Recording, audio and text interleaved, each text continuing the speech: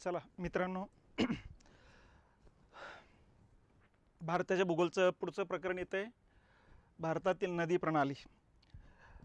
नदी प्रणाली या टॉपिकवरती जे काही प्रश्न आलेले आहेत आयोगाचे, त्या प्रश्नाचं विश्लेषण आजच्या लेक्चरमध्ये आपल्याला घ्यायचं आहे.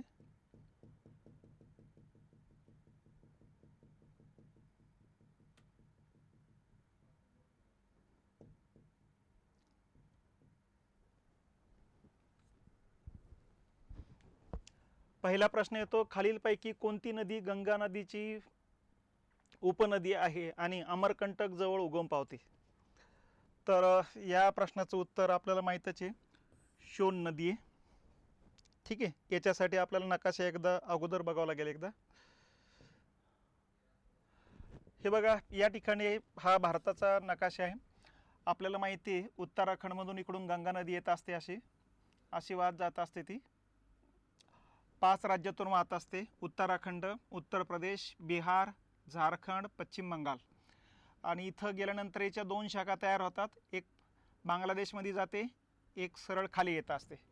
बांगलादेशमध्ये जाणाऱ्या प्रवाहाला नाव पडतं आहे पद्मा, आणि दक्षिणेकडे खाली येणाऱ्या नदीचं नाव पडतं आहे हुगळी. ठीक आहे, आणि नंतर ही पद्मा इकडून येणाऱ्या ब्रह्मपुत्र नदीला जाऊन मिळत असते, आणि शेवटी ब्रह्मपुत्र नदी बंगालच्या उपसागराला जाऊन मिळत असते. तर अशा प्रकारची या नदी आहेत. ही गंगा नदी, या नदीच्या उजव्या बाजूच्या 2 प्रमुख उपनद्या आहेत. एक आहे यमुना आणि दुसरी येत असते शोण. तर शोण नदी जी आहे, हे बघा, हे मध्य प्रदेश आणि छत्तीसगडच्या बॉर्डरवरती इथं मैकल डोंगररांग आहे. या मैकल डोंगररांगेमध्ये अमरकंटक नावाचं ठिकाण लागत असतं, थंड हवेचं ठिकाण आहे. या ठिकाणी इकडनं येणारे जे वारे आहेत, मोसमी वारे अडवले जात असतात, त्यामुळे या पट्ट्यामध्ये बऱ्यापैकी पाऊस असतोय. इथं प्रतिरोध प्रकारचा पाऊस जास्त होत असतो. इथूनच या ठिकाणी 2 नद्यांचा उगम होत असतो. एक नदी पश्चिम दिशेनं वाहत असते, ज्याला आपण नर्मदा नदी म्हणत असतो, आणि एक नदी इथूनच उगम पाहून छत्तीसगड, झारखंड आणि बिहारमध्ये जात असते. यालाच म्हणायचं शोण नदी. ठीक आहे, ही शोण नदी ही 3 राज्यातून वाहत असते: छत्तीसगड, झारखंड आणि बिहार. या 3 राज्यातून वाहत जात असते. तर इथं ही उगम पावत असते. बघा, शोण नदीचा उल्लेख महाभारतामध्ये आलेला आहे. महाभारतामध्ये कुंतीला जो पहिला मुलगा होतो कर्ण, तर लग्नाच्या अगोदर झालेला असल्यामुळं त्याचा त्याग करावा लागणार असतो. म्हणून मग या ठिकाणी या नदीच्या पात्रामध्ये एका टोपलीमध्ये त्या मुलाला सोडून दिलं जात असतं. तर हीच ती शोण नदी येत असते. ठीक आहे, त्याच्यानंतर हा पहिला प्रश्न संपल्यानंतर दुसरा प्रश्न येतो, हुगळी नदी टिंबटिंब नदीची वितरिका आहे. तर आत्ताच लक्षात घेतलेले, गंगा नदीच्या 2 वितरिका तयार होत असतात पश्चिम बंगालमध्ये. एका वितरिकेला पद्मा म्हटलं जात असतं, जी बांगलादेशमधून वाहत असते. एक पश्चिम बंगालमधून खाली कोलकाता गंगासागरमधून खाली येत असते, तिला हुगळी नदी म्हटलं जात असतं. या हुगळी नदीवरती या ठिकाणी मयूराक्षी नावाचा प्रकल्प लागत असतो. तर पद्मा नदीवरती या ठिकाणी फरक्का नावाचा प्रकल्प लागत असतो. ठीक आहे, आणि या दोन्ही नदीच्या मुखाजवळ या ठिकाणी त्रिभुज प्रदेश तयार झालेला आहे, ज्याला म्हणायचं सुंदरबन. तर हुगळी नदीची वितरिका ही टिंबटिंब नदीची वितरिका आहे, तर गंगा नदीची वितरिका आहे. तर गंगा नदीचे 2 प्रवाह या ठिकाणी लक्षात घ्यायचे, पद्मा आणि हुगळी. त्याच्यानंतरचा प्रश्न येतो असतो, खालील विधानाची सत्यता तपासा आणि योग्य पर्याय निवडा. राज्यसेवा पूर्व परीक्षेचा प्रश्न आहे. आणि 2ब असे 2 वाक्य दिलेले आहेत. हिमालयन नद्या या हिमालयाच्या अनेक रांगा आणि शिवालिका टेकड्या पार करून मैदानी प्रदेशात प्रवेश करतात. बरोबर आहे, हिमालयात उगम पावतात. वेगवेगळ्या रांगा ज्या असतात, आता ब्रद हिमालय असू द्या, मध्य हिमालय असू द्या, शिवालिका टेकड्या असू द्या, या पार करत करत त्या मैदानी प्रदेशात प्रवेश करतात. हे 100% सत्य आहे. प्राद्वीपीय नद्या प्रस्तरभंगामुळे निर्माण झालेल्या खचदरीतून वाहतात. प्राद्वीपीय म्हणजे द्वीपकल्पीय भागातील नद्या. ठीक आहे, या प्रस्तरभंगामुळं म्हणजे खचदरीमुळे किंवा घळई म्हणा, जॉर्ज, याच्यामुळे निर्माण होऊन खचदऱ्यातून वाहतात. ते हेही विधान बरोबर आहे. खास करून नर्मदा आणि तापी नद्या या खचदरीतून वाहणाऱ्या नद्या आहेत. ठीक आहे, आणि हिमालयातून उगम पावणाऱ्या नद्या मैदानी प्रदेशातून वाहत असतात. तर हे दोन्ही पण विधाने बरोबर आहेत. तर याचं उत्तर येतं 1 नंबर. अ आणि ब दोन्हीही बरोबर आहेत. ठीक आहे, त्याच्यानंतर चिल्का सरोवर कुठे वसलेले आहेत. आता हे चिल्का सरोवर अगोदर नकाशामध्ये समजून घ्यायचे नेमके कोणत्या ठिकाणी आहे म्हणून. हा नकाशा आहे. नकाशामध्ये इथं काही काही गोष्टी लक्षात घ्या. हे बघा, हे चिल्का सरोवर या ठिकाणी असं, ठीक आहे. या ठिकाणी जर बघितलं आपण, इथं ही शोण नदी आहे, इकडं हा बस्तरचा पठाराचा भाग लागत असतो. या उंचावट्याच्या भागातून इथून उगम पावणारी नदी आहे महानदी. महानदी छत्तीसगड आणि ओरिसामधून वाहत जात असते. इथं त्रिभुज प्रदेश तयार करत असते बघा, कटक नावाच्या शहराच्या पुढच्या भागामध्ये. तर ही महानदी आहे. आणि या बाजूला आपल्याला माहीतच आहे की आपली ही गोदावरी येत असते अशी, आणि इथं गोदावरी नदीचा त्रिभुज प्रदेश लागत असतो. तर ही गोदावरी इथे येऊन मिळत असते कृष्णा नदी, या ठिकाणी येऊन मिळत असते पेनोरू नदी. त्याच्यानंतर या बाजूने येत असते कावेरी नदी. तर ह्या बंगालच्या उपसागराला येऊन मिळणार नदी आहेत. इथे येऊन मिळत असते गंगा नदी, ठीक आहे. तर चिल्का सरोवर या ठिकाणी येत असतं बघा. हा चिल्का सरोवराचा पट्टा आहे. तर ही नदी आपलं हे चिल्का सरोवर, महानदी आणि गोदावरी या दोन नद्याच्या दोआबच्या पट्ट्यामध्ये येत असतं.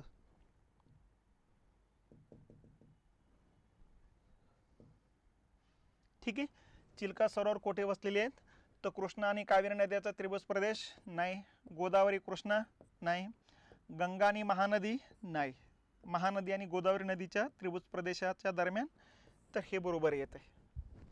ठीक आहे.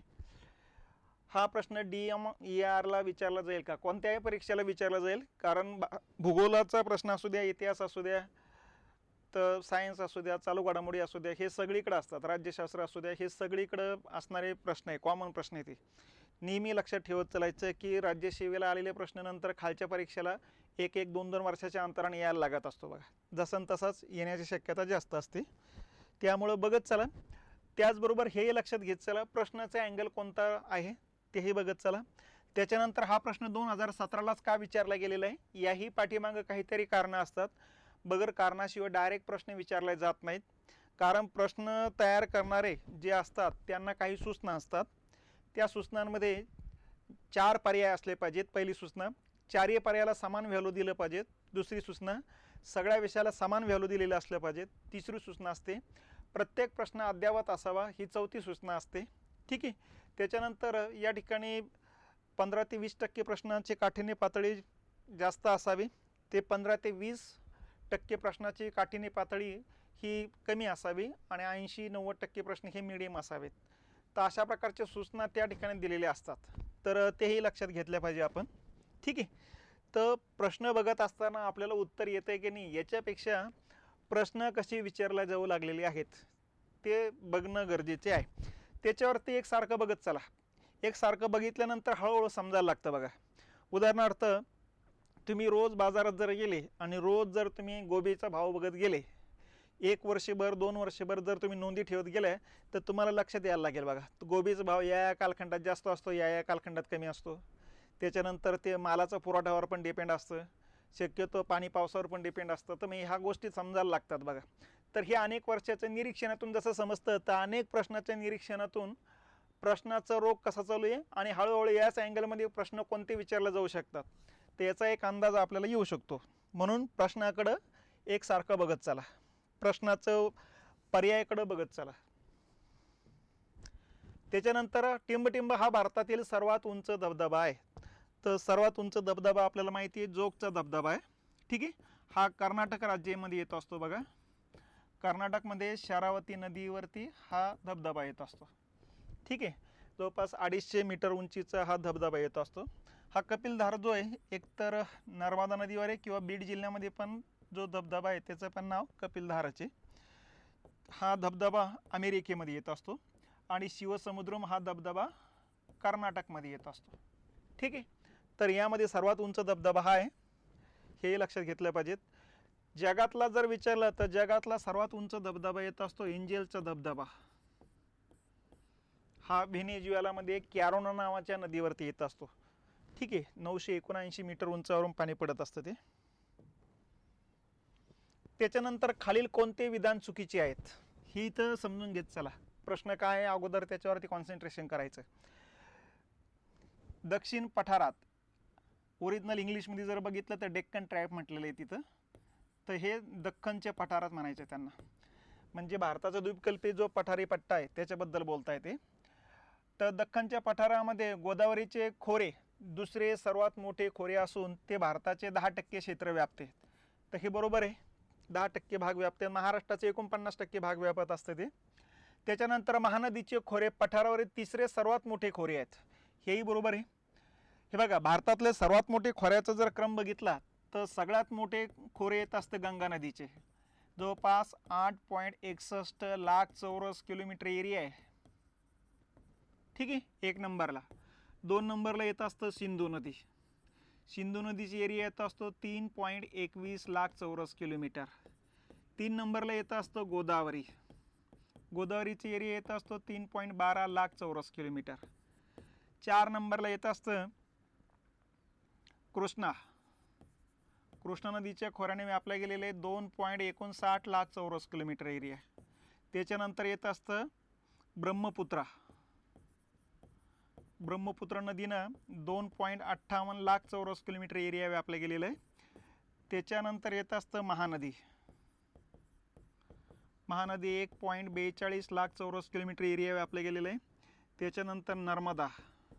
नर्मदानं जवळपास 0.99 लाख चौरस किलोमीटर म्हणजेच 99,000 चौरस किलोमीटर एरिया व्यापला गेलेला आहे.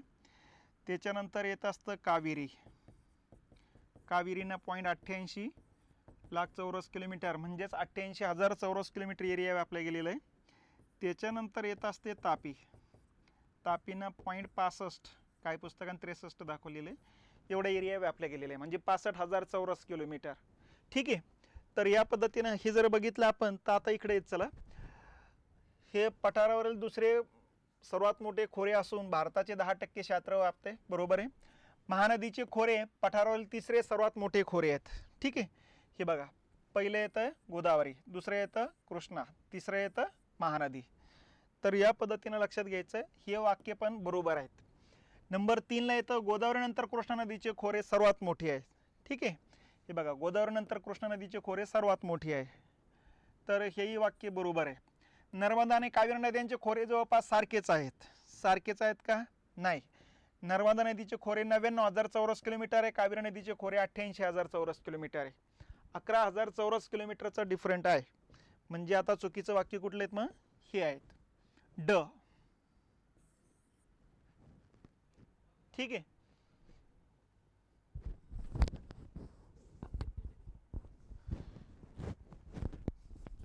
येतोय आवाज बरोबर? आता चला पुढच्या प्रश्नाकडे जाऊ.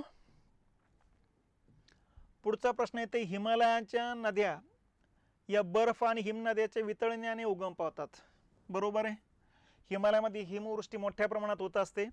20 ते 30 फुटाचे बर्फाचे लादीचे थरावर थर त्या पट्ट्यामध्ये असतात, कारण हिमालयन डोंगररांगा जगातील सर्वाधिक उंचीच्या डोंगररांगा आहे.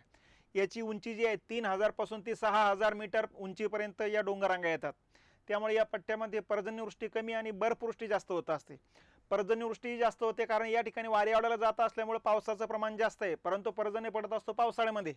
बाकीच्या भागामध्ये या ठिकाणी बाकीच्या काळामध्ये या भागामध्ये उन्हाळ्यामध्ये जर बघितलं आपण तर जास्त तापमानामुळे बर्फ वितळत असतात आणि यातून बऱ्याच नद्यांचा उगम होत असतो बघा. तर हा एक मुद्दा बरोबर आहे.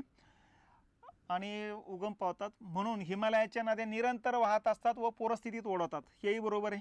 ठीक आहे. पावसाळ्यात हिमालयात भरपूर पाऊस पडत असतो, हेही बरोबर आहे. नद्या फुगतात व पूरस्थिती येते, हेही बरोबर आहे. आता मूळ मुद्दा काय अगोदर ते लक्षात घेत चलो आपण. ठीक आहे. मूळ मुद्दा चारही विधाने बरोबर आहेत, परंतु अ आणि क, ब व ड करिता आणि क अनुक्रमाने कारणीभूत नाहीत. हे बघा, इथं म्हणून शब्द आला, याचा अर्थ हे याचं स्पष्टीकरण करते. लक्षात. तर हे एकमेकांचा संबंध आहे, त्या ठिकाणी कारण आहे, कारणीभूत नाहीत, नाही, तर हे वाक्य चुकीचं ठरतंय बघा. ब बरोबर आहे, अ त्याचे योग्य कारण आहे. ठीक आहे, हे बरोबर येईल, काही हरकत नाही. ड बरोबर आहे व क त्याचे योग्य कारण आहे, हे पण बरोबर येईल. ठीक आहे. ब व ड दोन्ही बरोबर आहे आणि अ आणि क त्याची बरोबर कारणे आहेत, हेही बरोबर आहेत. मग आता याच्यामध्ये दोन्ही पण सगळे बरोबर असल्यामुळे साहजिकच आपल्याला हे 4 नंबर घ्यावं लागेल. त्यामुळं हे बरोबर जरी असलं तर याच्यामध्ये हे सगळ्यात उत्कृष्ट आहे, कारण याच्यामध्ये ही दोन्ही वाक्ये या ठिकाणी आलेली आहेत. दोन्ही पर्यायाचा एकत्रित पर्याय हा तयार झालेला आहे. म्हणून या ठिकाणी आपलं उत्तर येतंय 4 नंबर. बरोबर. चला पुढच्या प्रश्नाकडे. हिमालयातील नद्याच्या संदर्भात खाली दिलेल्या विधानाचा विचार करा. हिमालयातील नद्याच्या संदर्भात खाली दिलेल्या विधानाचा विचार करा. विचार केल्यानंतर काय म्हणता येतं, कोणती विधानं चुकीची आहेत ते बघा. विधानावरती कॉन्सन्ट्रेशन करण्याच्या ऐवजी योग्य विचारले का अयोग्य विचारलं ते बघत चला.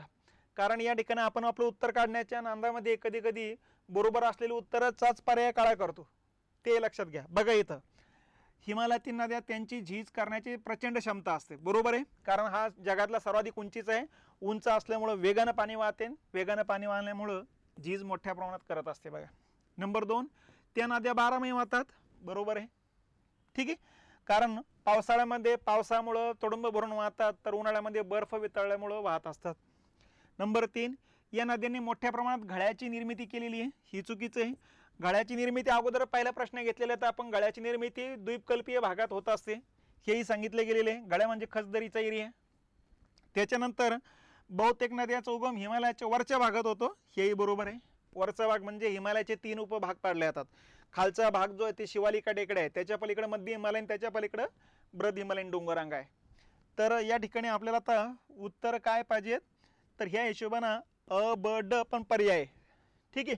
पण आपल्याला बरोबर विधान नाही विचारलेलं आहे, चुकीचं विधान कोणतं आहे ते विचारलं गेलेलं आहे. त्यामुळे फक्त क चुकीचं आहे आणि फक्त क पर्याय कुठला आहे, 2 नंबर. म्हणजे आपल्याला काय वाटतं, हे बरोबर काढले तुम्ही, आता अ ब ड पाहिजे. अ ब ड कुठं आहे, उत्तर पण सापडत आहे. काळ करून आपण घरी येऊन जातोय आणि नंतर मग लक्षात येतं यार हे चुकीचं विचारलं होतं, बरोबर नाही. म्हणून या ठिकाणी सिली मिस्टेक्स म्हणायचं असं, कारण प्रश्नाचे उत्तर तुम्ही काढलेले असतात पण चुकीचं काळं करून टाकलेलं असतं. तर याच्यावरती थोडं कॉन्सन्ट्रेशन करायचं. खालील नद्यांचा त्यांच्या खोऱ्याच्या क्षेत्रफळानुसार, आता खोऱ्याचे क्षेत्रफळ तुम्हाला मांडणी केलेली होती. उतरता क्रम इथं पण लक्षात घेत चालायचं. चढता क्रम विचारला की उतरता क्रम विचारलाय ते बघत चला. आता खोऱ्यानुसार आपल्याला माहिती आहे याचा एरिया येतो 2.58 लाख चौरस किलोमीटर, याचा एरिया येतो 2.59 लाख चौरस किलोमीटर. तापी नदीचा खोऱ्याचा एरिया येतो असतो 65,000 चौरस किलोमीटर आणि कावेरी नदी तुम्हाला सांगितलेली 88,000 चौरस किलोमीटर आहे. हे लाखामध्ये आहे. तर यामध्ये 1 नंबरला बी येतं, 2 नंबरला ए, बी ए आणि नंतर D C, B A D C पहिलाच पर्याय बरोबर येतो, ठीक आहे. आता हे आकडेवारी काही लक्षात ठेवण्याची तशी गरज नाही. भारतातल्या पहिल्या 7-8 नद्या क्षेत्रफळांना लांबीनुसार असं उतरत्या क्रमानं पहिले लावून ठेवा, कारण आकडेवारी ज्यांना जमत नाही त्याने असं पद्धतीने क्रम तयार करून ठेवायचा. आणि हा क्रम लक्षात राहत नसेल तर मग नकाशामध्ये ते क्रमानं बघूच चला, कोणती नदी कोणत्या ठिकाणी, ती 1 नंबरला, नंतर ही 1 नंबरला, असं करत चला. तर एकदम सोपा पद्धतीने ते दीर्घकाळ लक्षात राहील. आकडेवारीच्या नंतरच बरोबर त्या ठिकाणी क्रम लावता येतोच. त्याच्यानंतर खाली दिलेल्या भारताच्या नकाशात काढलेली दाट रेषा काय दाखवते. ही जी रेषा आहे ही काय दाखवते. पहिलं दिलेलं तांदूळ आणि गहू उत्पादन करणाऱ्या प्रदेशाचे विभाजन, म्हणजे इकडं काय असं काही सांगता येत नाही. इथं किनारपट्टी आलं याचा अर्थ तांदूळ असणार आहे, पण इकडच्या किनारपट्टीवर पण तांदूळच येतोय, हेही लक्षात घेतले पाहिजे. त्यामुळे हा पहिला पर्याय कुठून जातोय, जलविभाजक. तर जलविभाजक म्हटलं तर हे बरोबर येईल, कारण या भागातून वाहणाऱ्या नद्या पश्चिम दिशेने वाहत असतात. अशा इथून वाहणारी नर्मदा नदी आहे, इथून वाहणारी तापी नदी आहे, ठीक आहे. आणि इकडचे कोकणातल्या नद्या आहेत किंवा पश्चिम किनारपट्टीवरच्या नद्या आहेत या, आणि इकडून वाहणाऱ्या नद्या पूर्व दिशेने वाहत असतात अशा. तर ही बरोबर आहे, तर हे बरोबर येते. पुढचा पर्याय काय, समभूकंप तीव्रता दर्शक रेषा आहे, म्हणजे समान पद्धतीने भूकंप रेषा दाखवणार आहे. नाही आहे, भूकंपाचा हा भागाचा संबंध लागणार नाही. भूकंप जो काही पट्टा आहे हा भूकंपाचा पट्टा येत असतो. तर त्यामुळे भूकंप प्रवण प्रदेश कोणता असेल भारतातला, तर हिमालय. त्याच्यानंतर वरील पैकी एकही नाही, तर 2 नंबर बरोबर विधान येत असते, ठीक आहे.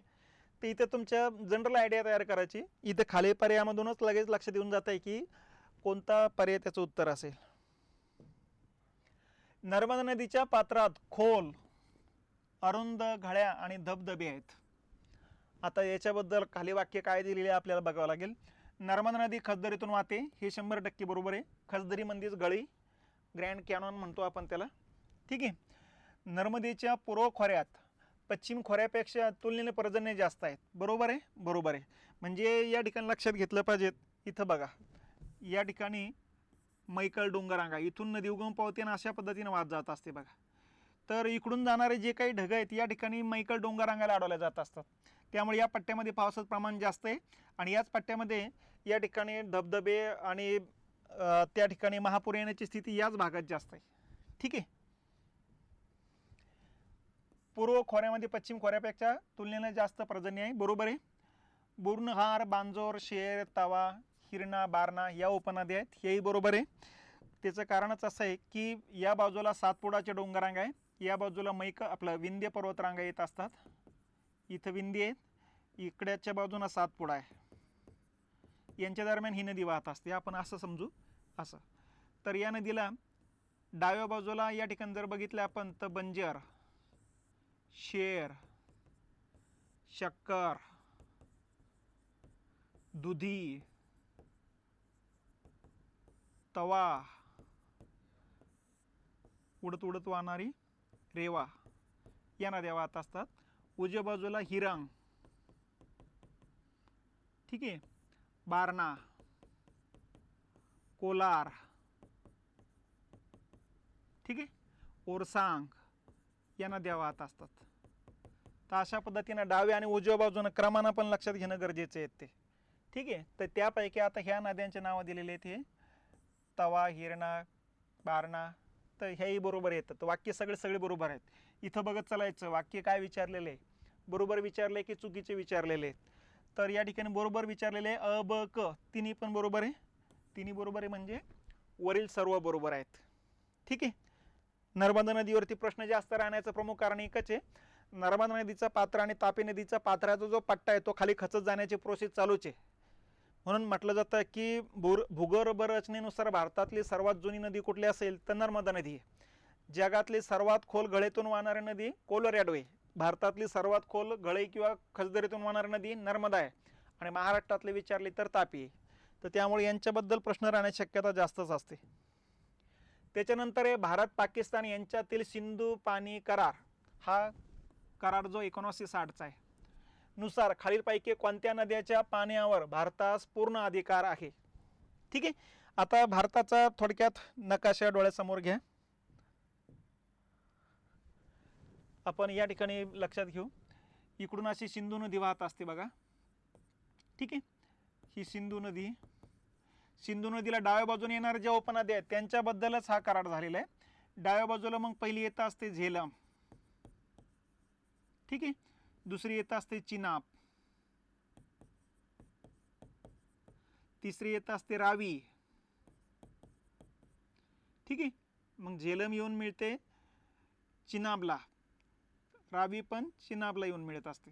त्याच्यानंतर येत असते बियास, इकडंच लिहितो खाली, आणि त्याच्या खालून येत असते या बाजूनं सतलज. ठीक आहे. बियास मग हरिके नावाच्या गावाजवळ सतलजला येऊन मिळत असते आणि पुढं सतलजला चिनाब येऊन मिळत असते आणि शेवटी यानंतर सिंधूला जाऊन मिळत असतात बघा. तर 1960 मध्ये जो सिंधू पाणी वाटप करार झाला भारत आणि पाकिस्तानमध्ये, त्यामध्ये 6 नद्यांचा विचार केला होता.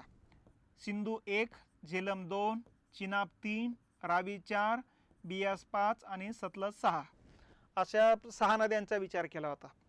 यातल्या वरच्या ज्या 3 नद्या यांना म्हणायचं पश्चिमेकडच्या नद्या आणि खालच्या ज्या 3 नद्या त्यांना म्हणायचं पूर्वेकडच्या नद्या. थोडक्यात या पाकिस्तानकडच्या नद्या या भारताकडच्या नद्या. तर त्या सिंधू पाणी वाटप करारामध्ये असं ठरवण्यात आलं होतं की पश्चिमेकडच्या ज्या 3 नद्या आहेत या 3 नद्याचं पाकिस्तान आणि भारत या 3 नद्याचं 80% पाणी पाकिस्तान वापरेल, 20% पाणी भारत वापरेल. आणि या पुढच्या ज्या 3 नद्या याला म्हणायचं पूर्वेकडच्या 3 नद्या रावी, बियास, सतलज यांचं 20% पाणी पाकिस्तान वापरेल, भारत 80% पाणी वापरेल. अशा प्रकारचा करार झाला होता. ठीक आहे. यालाच म्हणायचं सिंधू पाणी वाटप करार. तर ह्या 6 नद्या आहेत. मग आता या ठिकाणी आपल्याला जो प्रश्न विचारलेला आहे त्या प्रश्नाकडे जाऊ.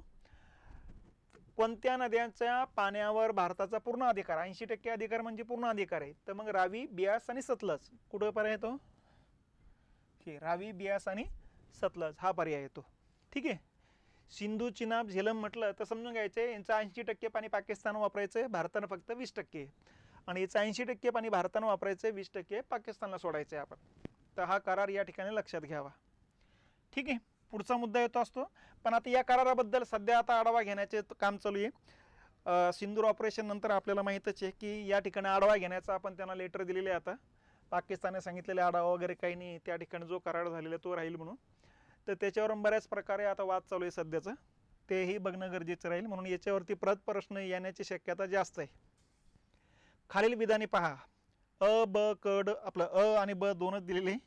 झेलम ही सिंधू नदीची उपनदी असून ती उलर सरोवरातून वाहते. बरोबर आहे, 100% बरोबर आहे. त्याच्यानंतर सतलज ही सिंधू नदीची दक्षिणेकडची उपनदी आहे. तर या हिशोबाने इथं बघा तुम्ही, हे बघा हे सगळ्यात दक्षिणेकडची उपनदी येते. तर सिंधू आपलं झेलम ही इथून वाहते नदी, अशी श्रीनगरमधून वाहत असते ती.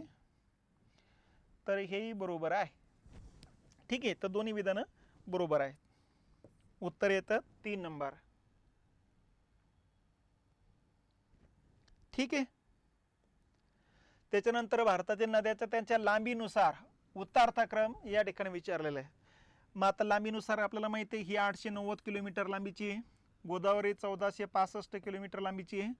कृष्णा आपल्याला माहिती आहे 1400 किलोमीटर लांबीची आहे. नर्मदा 1312 किलोमीटर लांबीची आहे. तर या हिशोबानं बी सी डी आणि नंतर येतं मग ए, 4 नंबरला राहिले. बी सी डी पहिलं बघा, बी सी डी ए हे 3 नंबरचं उत्तर येत असतं. ठीक आहे. तर जर किलोमीटरला लक्षात ठेवणं जर अवघड जात असेल तर मग तुम्ही या ठिकाणी पहिल्या 7-8 नद्या ज्या आहे भारतातल्या लांबीनुसार उतरत्या क्रमानं लावून घ्यायच्या. ठीक आहे. तेही लक्षात राहत नसेल तर मग डोळ्यासमोर त्या नद्यांचा प्रदेश कोणता आहे तो प्रदेश, त्याच्यानंतर हा प्रदेश, त्यानंतर हा प्रदेश, असा लक्षात ठेवा. तर अशा वेगवेगळ्या पद्धतीपैकी कुठली तरी एक पद्धत तुम्हाला कामाला येऊन जाऊ शकते. त्याच्यानंतर भारताचे टिंबटिंब हा जगातील सर्वात मोठा त्रिभुज प्रदेश आहे. तर आपला सर्वात मोठा त्रिभुज प्रदेश कुठला आहे? सुंदरबन. हा फक्त भारतातलाच नाही तर जगातला सुद्धा सर्वात मोठा येत असतो. सुंदरबन प्रदेशाबद्दल लक्षात ठेवायचं, हा गंगा नदी इकडनं येते असते आणि इकडून येत असते ब्रह्मपुत्रा नदी. बरोबर आहे, ब्रह्मपुत्रा आणि गंगा नदीनं आणलेल्या गाळापासून बनलेला आहे त्रिभुज प्रदेश. याकरता त्या नदीच्या मुखाजवळ इथं नदीतलं पात्रातलं पाणी पुढं जात नसल्यामुळे याच्या अनेक शाखा तयार होतात अशा. ठीक आहे. आणि या शाखेमार्फत मग पाणी सागराला जाऊन मिळत असतं. बघा प्रत्येक वितरिकामधल्या दरम्यान जो काही त्रिकोणाकृती आकाराचा जो गाळाचा पट्टा आहे त्यावरून याला नाव पडतं त्रिभुज प्रदेश. ठीक आहे. हा टोटल त्रिभुज प्रदेश जो आहे तो जवळपास या ठिकाणी 10,000 चौरस किलोमीटर एरिया आहे.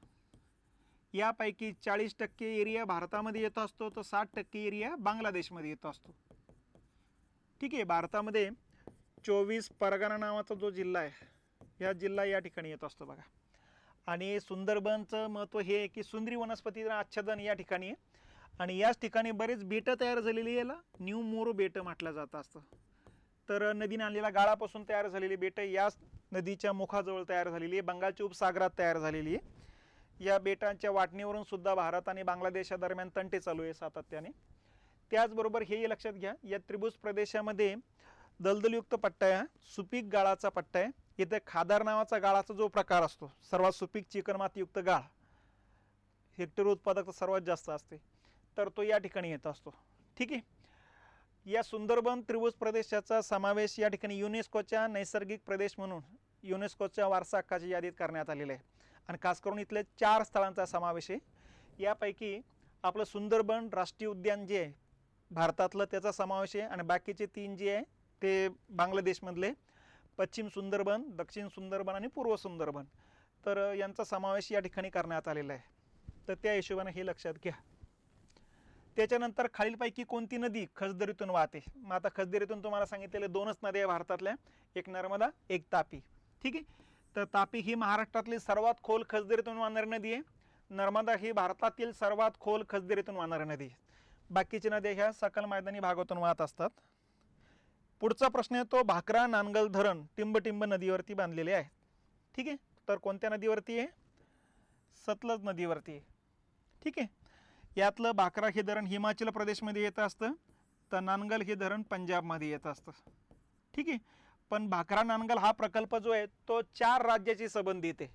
त्यामध्ये एक हिमाचल प्रदेश, एक पंजाब तर आहेच, हरियाणा पण आहे. हरियाणाला पण पाणी पुरवठा केला जात असतो आणि त्याचबरोबर राजस्थान पण येत असतं. जर भाकरा नांगल धरण कोणत्या राज्यात संबंधित विचारलं तर 4 राज्य सांगायचे. ठीक आहे. धरणं ॲक्च्युली बघितलं फिजिकली तर भाकरा धरण हिमाचलमध्ये आहे, नांगल धरण पंजाबमध्ये आहे. पण यांचं पाणी हरियाणा आणि राजस्थानला सुद्धा पाटाद्वारे पुरवलं जात असतं बघा. तर हा प्रकल्प 4 राज्याची संबंधित आहे. खालीलपैकी कोणत्या नद्या पश्चिम भारतात नैसर्गिक आपत्तीस कारणीभूत होतात? आता पश्चिम भारतात वाहणाऱ्या ज्या नद्या आहेत यामध्ये सर्वाधिक लांबीच्या नद्या नर्मदा आणि तापीचे. जितक्या जास्त लांबी तितक्या जास्त पाण्याचा पुरवठा होतोय बघा, हे नेहमी लक्षात ठेवायचं. मग आता याच्यामध्ये जर बघितलं आपण तर तापी आणि नर्मदा, कारण पश्चिम भारत म्हणता येते. ठीक आहे. बाकीच्या नद्या पूर्व डायरेक्शन आहेत. ही एक सोडलं तर ही पूर्वेकडे वाहते, ही पूर्वेकडे, ही पूर्वेकडे, ही पूर्वेकडे. ठीक आहे. ही पूर्वेकडे म्हणजे बंगालच्या उपसागराला जाणाऱ्या बाकीच्या नद्या आहेत. या 2 नद्याच अरबी सागराला जातात. तर त्यामुळे या ठिकाणी लगेच लक्षात येऊन जातं की उत्तर काय असलं पाहिजे. कोणती नदी अरबी समुद्राला मिळते? परत तोच मुद्दा, तापी नदी.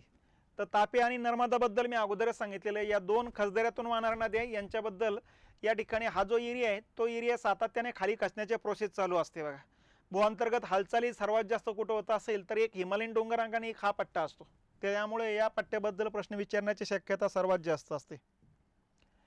भाकरा नांगल प्रकल्प टिंबटिंब राज्याशी संबंधित आहे. 4 राज्य तुम्हाला सांगितलेल्याच्या अगोदर. एक आहे हिमाचल प्रदेश, एक आहे पंजाब, एक येतो हरियाणा,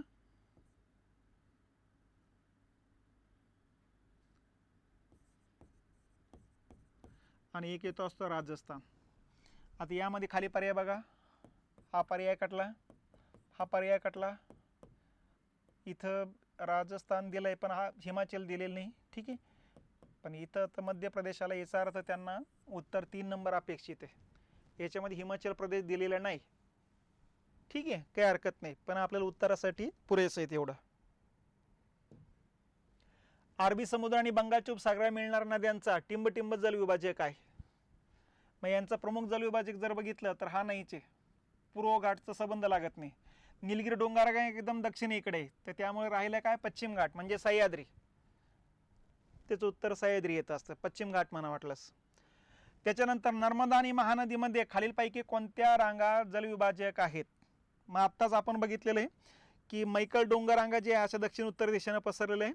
इकडं अशी नर्मदा नदी वाहत असते आणि या बाजूनं शोण नदी वाहत असते, या बाजूनच इकडं महानदी वाहत असते. तर याचा प्रमुख जलविभाजक असलेला प्रदेश कुठला असेल तर मैकल डोंगररांगा आहे. मध्य प्रदेश आणि छत्तीसगडच्या बॉर्डरवरती या डोंगररांगा दक्षिण उत्तर दिशेनं पसरलेल्या आहेत. ठीक आहे. चला, नदी प्रणालीवरती आयोगाचे आलेले जे प्रश्न आहेत हे सर्व प्रश्न आपण आजच्या लेक्चरमध्ये घेतलेले आहेत. उद्यानंतर मृदा नावाच्या टॉपिकवरती आलेले प्रश्न घेऊ आणि जर प्रश्न जर कमी असेल तर मग वनस्पती नावाच्या टॉपिकवरती सुद्धा प्रश्न घेऊन टाकू. ठीक आहे. भेटू उद्या बरोबर 5 वाजता आपण. ठीक आहे, थांबू आपण आता.